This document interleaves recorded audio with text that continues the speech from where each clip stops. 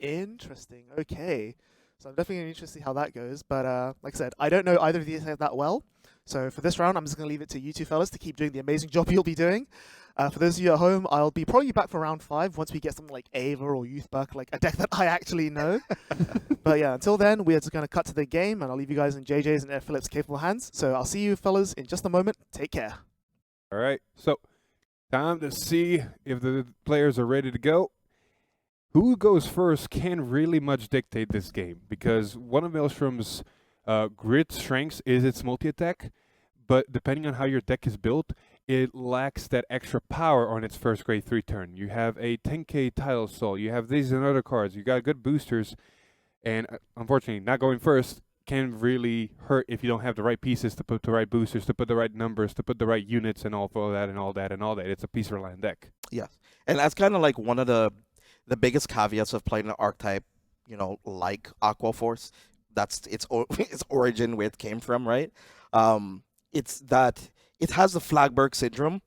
You need to see everything to be able to do anything sometimes. And in comparison to something like Arkhite, you tend to don't really need too much. A couple of monsters and you're good to go. A couple of orders and you're good to go. So I love what Jordan did right now. He read the research order, and there's a couple of reasons. Maybe he was not very familiar. Maybe he wanted to refresh something.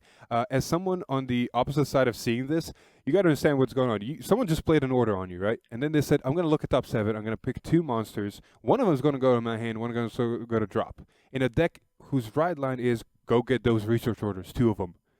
And you're just doing numbers in your head. Wait a minute. He's deck finning 4 cards. Yes, decking thing 4 cards, and if she top decks any more copies, she then completely filters upwards to about 10 cards out of the deck almost by turn 2 or 3. Exactly. That's crazy to me. And I love the setup already. You have the grade 3. Help me with the name. On our channel, we call him Junior because of Hector. And I love it and hate it at the same time, but I don't remember his proper name. He's ready in the order zone for later turns, and there's a Boba Mine, 2 of them technically now, in the drop zone ready to be put in. You mean Gokatera? Yes. Supposed to be the spiritual body of Godzilla themselves, being able to clear your opponent's board while also being able to pressure your opponent's hand with getting an additional plus 5k. Exactly. When it's called, it's really good. Blame my partner, one of my partners on the channel called Hector. He has dubbed his name Junior. But regardless of that, it's already in the order zone on turn 1. Boba Main's ready in the drop zone. A new order just got dropped, which means we're looking at top 7, and this is the part I love. The original Perfect Guards from the Seraph Snow starter decks are monsters. They have monster in the card name. They're not your, you have 2 or less, or you have 1 or less cards in your hand, you don't have to ditch PGs, but they're PGs with monster in the name. The order searches them. On top of searching them, if you really want to go that late in game, you can put it in the order zone. You can call one from hand and put it on the bottom of the deck. And that's actually also very good. What's also good as well is that all your other monsters tends to recycle cards back into your deck as well, out of their own scale. It seems that Sapphire is not running the grade 1 monster. The one that Eva loves. The one that Eva uses a lot. But it's still, I guess they're just using the order for that function instead. It's one of those things with Arkhite, the more part is ratios. Yes. If you're running 3, I would never run 2 copies of any monster, because then you're not really doing the mechanic. So 3 to 4 is your go-to. If you run about 3 monsters of everything, you can run more monsters. But then you're missing the chances if one gets damaged or one goes here or too many of them drop, you're not going to hit them. So that specific grade 1 monster you mentioned that Eva uses is really good to kind of help you with the recycle from drop. On the other side, you can run 4 of almost every single monster you run.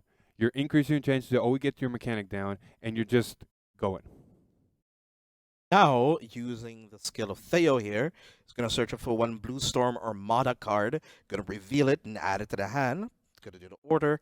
Drive checking a heal with nothing to heal, always sad. Oh, no. That's one of the things about Maelstrom I was talking about earlier. It's technically a turn 4 deck, because the order you search is a really good order. It's basically a type of spiritual body where you get a card out of drop. Unfortunately, to give the power or even to stack the power, you need multiples in there. So the first one coming in never gives power, which is kind of sad, but hey, it is the way the card's been made. So until turn 4, you're really not getting that many benefits, and turn 3, depending on how the game is going to look, you will see what happens. But until then, unlike Aquaforce in history, not having a grade 2 game, It's scary to me, to be honest. Because I don't know. It doesn't seem like they don't even really have one in this build. See much outside of the Tidal Assault, I think? No, right? no. Like maybe Gabreg, maybe a Diantha at some point, maybe. Like, yeah, Greg is going to be, honestly, is a really cool tech option I didn't realize. And it gains power. It can be your beater. You just need Wheel Assault. Yes. Greg does not work without Wheel Assault in this specific build. To kind of go back into the match, scary thing I'm seeing is a third research order hit the order zone. Oh boy. Everything is live. Now all the Regards that I recalled of the same name are now going to get plus 10k and also sending back the other monsters of the same name back to the deck as well. It's going to be Soul Blasting 2 here to draw a card. Going to draw into the perfect guard. That's perfect. There's one thing that I'm noticing that is a little bit of a stopper, and that is the fact that there's 2 Bobomains, to my knowledge, in the drop zone, and now 2 Bobomains in the order zone. Yeah. Which means there's not that many Bobomains available to put them back in the deck. Yeah. But I think that's fine because you don't really use too much Counterblast in Arkhite anyway, right? Can. So, because I blame my teammates for this, Junior. CBs and retires. Arkhite CBs. So, or you can basically go each turn to Counterblast. But without an empty board, you don't have to use this effect, which means Arkhite's the only ability you're going to be really CBing, so you're efficient in that sense. Yeah. It's more of the case of you have this card available in your order zone. You have potentially an 18k rearguard you can make if you see another Bobomain. So until you see another Bobomain, those Bobomains are unfortunately now stuck in the order zone. Very difficult to get them out since you don't have any extra copies either. It's going to get very scary here. Maybe attacking with Arkhite. Arkhite is honestly the most non-threatening card in the deck. She only swings for 13. She doesn't get any power on her own. If you don't have the resources, you usually can't put a booster behind it. So it's one of the not scary parts of the deck, but at the same time, it's a twin driving Vanguard. Like, hey, look, 2 yellow cards. That just happened. Good luck, friend. Which is one of the reasons why I am... So, I have a weird mentality when it comes to Vanguard a little bit. I tend to like have boosters under my van whenever I can, because it allows you to threaten 2 to passes a lot more often. It forces, instead of just 15k shield, to 25k shield sometimes. And I like that a whole lot. And now there's a 2 to pass here. Sorry, a fly flew in my throat. This just straight up actually already passes already because it doubles the power.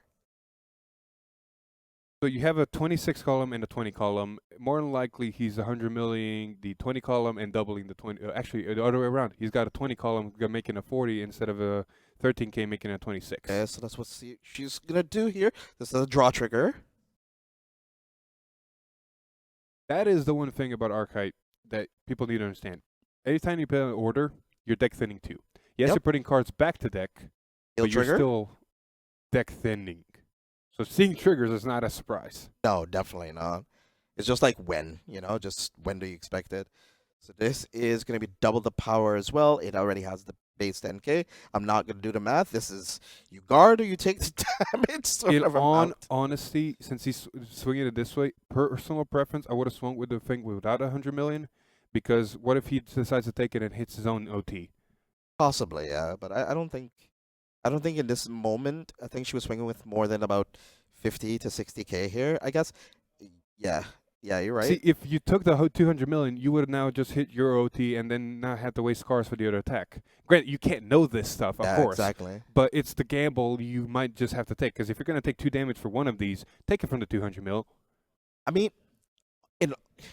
so even though they hit the heal and they hit defensive OT, they still end up going to 3 here. That didn't really change their fate that much. It still put them in a situation to get threatened. Not wrong, but it did waste cards from hand.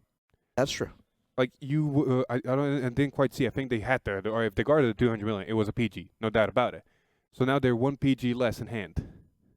Oh, they didn't guard. They ate everything. I think they didn't guard the thing. Oh, then it's just a lot of healing. Yeah, it was defensive OT and a heal trigger. Well, look on the bright side. The OTs are out, and now we have, in a sense, a fair game. That's right. It's gonna search for a tidal assault here. Gotta call it out on deck. So this is the thing I was talking about earlier. Right now, we don't know what else he's going to call, what kind of boosters he's going to be using and stuff like that. The Tidal Assault can only hit the rear guards. It's basically become a pseudo overlord where I'm going to get rid of your rear guards and then start swinging at your Vanguard with these units. But again, maybe he gets a booster, helps Tidal Assault swing on the first swing. I'm really interested to see what the game plan right now is going to look like. So you're right. This is a win. Oh, there we go. There is the Armada being activated here. Gonna look at a drop zone. Gonna be choosing Wheel Assault. Wheel Assault. We probably got that already. Such an amazing card. So good. There's a Diantha in hand. It looks like there's also a target they could probably call here. It's gonna be an Inlet Pulse. So we can see in his hand he's got Diantha, like you said, and that's why he's been looking through his drop. He's got the Order, he's got her. He basically make a whole board with just those two cards. Discard a card again. Maelstrom's ability. Yes. So now we have first battle, second battle already dictated, and more than likely Wheel Assault is going to swap with the other column, or honestly the tile column, depending on how he wants to choose, with the inlet to the front row. But here's the thing, I'm not seeing any way for that Tidal Assault to hit the Vanguard. Nor do I, but if they attack with Vanguard second, and if it gets a trigger, it should work. So I guess that's the way they're deciding to do this. So this has to be into a rear guard, because this is only 10k. It gains 5k on the fourth battle, which is awesome, and if it hits... Oh, so he's just swinging the Vanguard? Did I miss something? Oh, it has to. That's right. Maelstrom's ability, you have to swing in the Vanguard the first battle to activate the restand. So this was honestly just CB1, get a first battle off the way. Get the conditions started. Yeah, definitely. This is going to go with Battle here. It's a second attack. Tidal Assault basically clean the rear guards, get rid of the Interceptor, get rid of the front row grade 1, because it can't hit the Vanguard. But now the deck starts to pick up pace, because Vanguard's going to retire the back row. He's going to activate, draw a card and all that. He's going to get Twin Drive, and now you have a 15k on the rear guard, potentially more depending on triggers. And then, there we go. And then Inlet's going to come in to finish the attack. But now they need to hit something like a draw trigger. So, see, right, I understand a lot of people like front triggers a whole lot in multi-attack archetypes. I get it, because it makes your frontal attacks bigger. But you end up wasting half a trigger on the attack, though, sometimes. Sometimes. The other value of front triggers is the fact that they are 20k shields if you're on the effects one. So I think it's a balancing act between the power or the shield. Yeah. I can tell you from personal experience, a lot of times my front triggers in my decks are literally just because of the shield value, not the power. The power is nice, but it's more of survivability. For a Favas player, it can be... You can make a attack pattern where both of your front row rear guards are standing when you swing a Maelstrom, so I can see the potential. Looks like Jordan here going for the last attack of the turn. Going to be attacked with the Inlet Pulse. It does not have the front trigger power, but it's still going to be attacking for 13. It's a crit trigger. My opinion, he probably should have taken the... So, Sapphire here probably didn't want to... If he's got the grade 3 in hand, he wanted 2CB to retire, Tidal Assault, and to get Arkhite off. Because he could have easily 5k guarded, honestly. That's going to be her turn going in. Going to be drawing for a turn. It's going to be a Persona Ride, contemplating what she's going to be doing here. Oh my fourth God. Order. It's going to be so good here. Looking at the top of the deck, going to be taking the perfect guard. Only one hit. That's fine. They can really benefit from even one card just deck thinning, because I love one aspect of the Order. Granted, Arkhite does this as well, but deck shuffle. you put a lot of cards on the bottom of the deck in this mechanic. So being able to just shuffle those back and just put them in between somewhere, being able to redraw them, is just really good. The good and the bad thing about it is, though, is that you're shuffling normal units back in your deck again. So the way I look at it, it's about timing. Right Yeah. now, personally, if I have monsters in my hand that mimic the monsters that are in my drop or in my order zone, because you can always rest and put more monsters in the order zone, I would always first call the monsters down, put them to the bottom deck, get somewhat of a board setup, and then play the order. Because you put back targets that Arkhite can then look for. Yes. This robust here is not going to be able to activate its ability. Sadly enough, there's no more orders to find. So I wonder what she's going to do here. It's still... It's the PG going back to deck. Please tell me there's a PG in order zone. Oh no. Oh, there is going to be a PG in order zone right now. Yeah, there is going to be a perfect guard in order zone. So that's going to be attacking for 17. It's going to guard with Diantha here, making it an 18. Skill of Arkhite. It's going to put that into the order zone. So the beautiful thing, we're looking at a Persona right turn, which Yes. means there's 2 cards in Soul. Yes. You got your main grade 1 monster, your triple rare active. Bobamane, there we go. We were talking about Bobamane in the early game before. Yeah, exactly. But now it's in a situation that Bobamine is just going to be a 28, actually. It's going to be a 28K attacker. Hey, 28, man. That's, You're laughing at that number, but 28 is 1 trigger. yeah, that's, I mean, we have a target for that front trigger. That's for sure. Exactly. Got a no guard here. That's a draw trigger. Nice, Possibly nice. going to go off to the robust. No, that's everything to the Bobamine. Oh, you got to think, Persona Ride Robust is basically a 33 on his own. And a critical trigger. They're shaking their head, but come on. These are foregone things. I don't know why people are so surprised. Like, You deck thin. deck Deck thin. thin so much in Yeah. Arkhite. You cannot be surprised of getting trigger hit in archetypes that thin out a deck of 3 to 4 or 5 cards a turn at all. You can't be surprised. And then I can be surprised at Favas when he hits double triggers on defense. Hey, it's just a Maelstrom way, you know. They also filtered like 2 or 3 cards. Maelstrom. Yeah. See, my brain, Aquaforce, mixing Thavas and Maelstrom. Or maybe I'm just predicting the future and we're going to get a Thavas Stride deck set. Huh? Oh. So looking at the numbers, Maelstrom is 33. You got Robust that's 33 as well. Technically 43, put a trigger power there. And a Bobamane that's a 38. It's kind of easier to guard, but it's still, you need to guard these. Yeah, definitely. This is 43 because it has a 10K. So it's a 15k shield and a 10k shield right now to guard. We know he's got they got the front trigger, so it's a bit of an overguard if we use that. But hey, sometimes you just gotta overguard to survive. Thinking. They're gonna take it. That's the game. I think 20k shield is all they had. No. I think, honestly, 20k shield was probably all they had in terms of guard. So there was 20. Okay, Maelstrom, order, Maelstrom, you're right. Diantha. There was only 5k more. Yeah, there was no way for them to survive that, even with the double trigger.